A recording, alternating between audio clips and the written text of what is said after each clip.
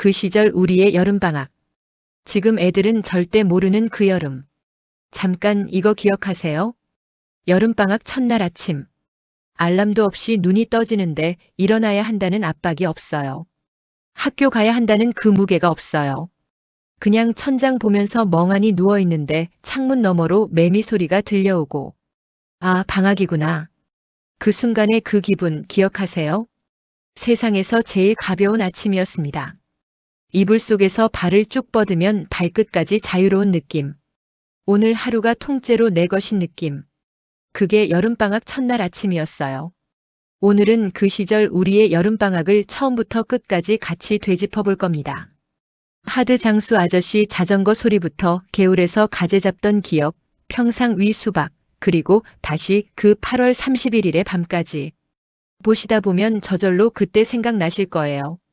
챕터 1 방학 첫날과 계획표의 비극. 종업식 날을 기억하세요? 성적표를 받아들고 교문을 나서는 순간 그 해방감.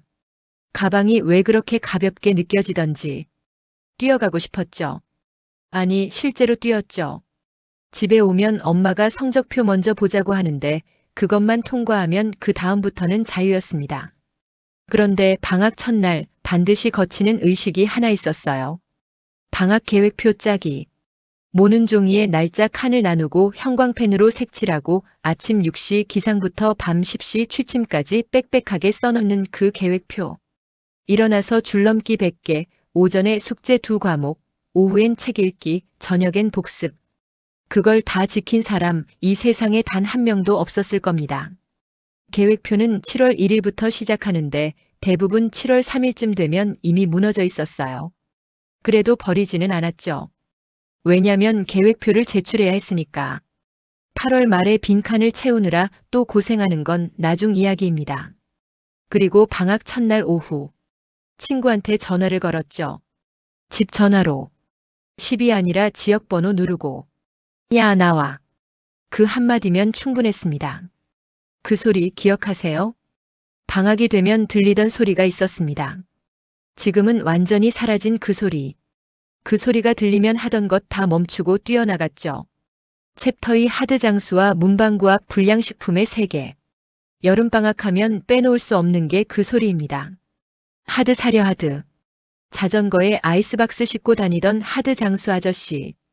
그 소리가 골목 어귀에서 들려오면 집에서 놀던 애들이 일제히 뛰어나왔습니다. 엄마, 나 50원만 하면서. 하드 종류도 진지하게 골랐죠. 조스바로 할지 수박바로 할지 메로나로 할지. 50원짜리 하나 고르는데 1분이 넘게 걸렸습니다. 아저씨가 뒤에서 다음 집 가야 한다고 재촉해도 절대 서두르지 않았어요. 그건 목숨보다 중요한 선택이었으니까. 그리고 문방구. 지금의 편의점보다 더 자주 드나들던 곳이었습니다. 문방구 앞 진열대에 붙어있는 불량식품들. 달고나, 쫀득이, 뽑기, 왕사탕, 자일리톨도 아닌 정체불명의 껌. 100원으로 뭘 살지 한참을 고민했어요. 양이 많은 걸로 갈지, 달콤한 걸로 갈지, 신기한 걸로 갈지. 뽑기는 도박이었습니다. 100원 넣고 핀을 뽑아서 꽝이 나오면 그날 하루가 망한 것 같았고 1등이 나오면 그날 하루가 로또 당첨이었죠. 달고나는 기술이었습니다. 별 모양, 하트 모양 침으로 녹여서 테두리를 따라 이쑤시개로 뜯어내는 그 집중력. 반 이상은 실패했지만 성공하면 그 달콤함이 2배였어요. 지금 생각해보면 그게 다 불량식품이라고 부모님이 걱정하셨는데 그때는 그런 거 신경 쓸 여유가 없었습니다. 맛있었고 재밌었고 친구랑 같이 먹으면 더 맛있었으니까. 그 문방구 아줌마 지금 어디서 뭘 하고 계실까요? 지금은 절대 못하는 것. 그 시절 우리가 당연하게 했던 것들, 지금 아이들한테 시키면 난리 납니다. 헬멧도 없이 자전거 타고 어른도 없이 개울가에 가고 해질 때까지 연락도 안 되고. 근데 그게 가장 자유로운 여름이었습니다. 챕터 3개울과 자전거, 그 무법의 여름. 그 시절 여름방학의 핵심은 개울이었습니다. 동네 근처 개울. 지금은 복개되어 도로가 됐거나 아파트가 들어선 곳이 대부분이지만 그때는 여름이면 아이들로 가득 찼던 곳입니다. 아침 먹고 친구한테 전화해서 개울 가자 하면 30분 만에 대여섯 명이 모였어요. 아무도 부모님한테 허락을 맞춰가지 않았습니다. 그냥 나 나간다 한마디가 전부였죠. 개울에 가면 뭘 했냐고요? 가재 잡고 미꾸라지 잡고 물수제비 뜨고 그냥 물에 들어가서 첨벙거렸습니다. 수영복은 없었어요. 그냥 반바지 입은 채로 들어갔고 나중에 집에 오면 엄마한테 혼났죠. 또 옷 다 적셨어? 하면서. 그래도 다음날 또 갔습니다. 자전거도 빼놓을 수 없어요. 그 시절 자전거는 헬멧도 없고 무릎 보호대도 없이 그냥 탔습니다. 뒷자리에 친구 태우고 언덕길 내려오는 거 지금 생각하면 정말 아찔한데 그때는 그게 제일 신나는 놀이였어요. 넘어져서 무릎 까지는 건 여름방학의 훈장이었습니다. 빨간 약 바르고 호호 불고 다음날 또 탔어요. 해가 뉘엿뉘엿 지기 시작하면 어디선가 엄마 목소리가 들려왔죠. 야, 밥 먹어라. 그 소리가 들리면 아쉽지만 집으로 달려가야 했습니다.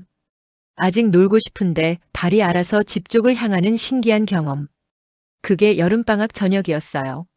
그 여름밤이 왜 그렇게 길었을까? 그 시절 여름밤은 왜 그렇게 길게 느껴졌을까요?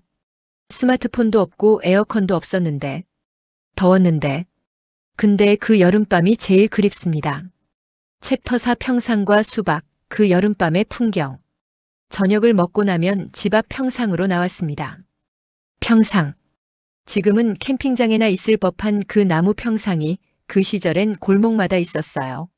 낮에는 어르신들이 앉아 계시다가 저녁에는 온 가족이 모여 앉는 곳.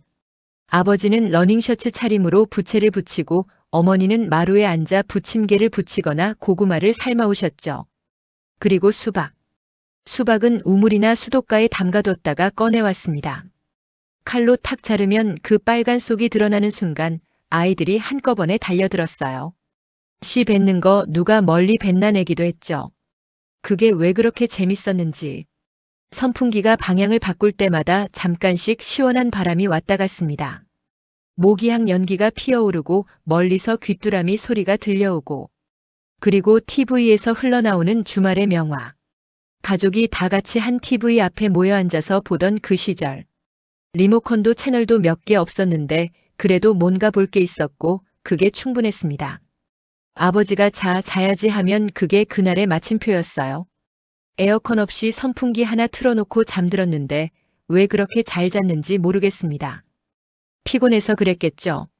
하루를 전부 써버렸으니까. 그 여름밤의 냄새가 지금도 가끔 떠오릅니다. 모기향 냄새, 수박 냄새, 어머니 손 냄새. 그리고 그날이 옵니다. 그리고 반드시 옵니다. 그날이. 전국의 초등학생이 같은 공포를 느끼는 그날. 8월 31일. 숙제 다 하셨었나요? 챕터 5 8월 31일의 밤. 7월에 받아온 방학 숙제. 일기 쓰기, 독후감, 자유탐구, 그림 그리기, 만들기. 방학 첫날 계획표에는 분명히 매일 일기 쓰기가 들어가 있었습니다. 7월 1일, 2일, 3일까지는 쓴 것 같아요. 그 다음부터는 기억이 없어요. 8월 31일 오후가 되면 공포가 몰려옵니다. 나 일기 안 썼는데. 달력을 보니까 7월 4일부터 8월 31일까지 전부 비어 있습니다. 58일치. 일단 연필을 잡습니다. 7월 4일. 오늘 뭘 했더라? 기억이 안 나요. 당연하죠. 2달 전 일을. 방법은 하나였습니다. 지어내는 것. 오늘은 친구들과 놀았다. 재미있었다.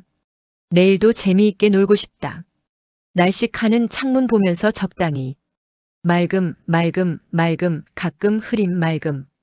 7월은 전부 맑음으로 도배했다가 나중에 생각해보니 장마가 있었던 것 같아서 다시 몇 개 흐림으로 고쳤죠. 독후감은 더 가관이었습니다. 책을 안 읽었으니까. 제목만 보고 쓰는 독후감. 이 책을 읽고 나서 나는 많은 것을 느꼈습니다. 이 한 문장으로 시작하면 어떻게든 됐어요.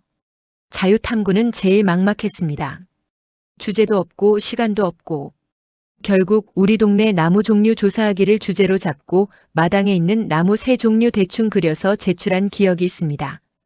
밤 11시, 12시가 넘어서야 겨우 다 끝냈습니다. 책가방에 쑤셔넣고 이불에 쓰러지는 그 순간의 달성감. 그게 그 시절 우리의 8월 31일 밤이었습니다. 어른이 된 지금도 마감이 닥칠 때마다 그 밤이 떠오릅니다. 나 이거 해본 적 있잖아. 더 힘든 거 이겨낸 적 있잖아. 하면서 마무리 그 여름이 우리를 만들었습니다. 하드 장수 아저씨 자전거 소리, 문방구 앞 뽑기 기계, 개울에서 잡던 가재, 평상 위의 수박, 모기향 연기, 그리고 8월 31일 밤의 그 절망과 달성감. 그 여름은 다시 오지 않습니다. 하지만 그 여름이 있었기 때문에 지금의 우리가 있습니다. 에어컨 없이도 버텼고 계획표 없이도 살아남았고 58일치 일기를 하룻밤에 써낸 그 저력이 지금 우리 안에 남아 있습니다. 여러분의 여름방학 기억이 궁금합니다. 제일 생각나는 장면, 제일 웃겼던 기억 댓글로 남겨주세요. 분명히 나만 그런 게 아닐 거예요. 끝까지 봐주셔서 감사합니다.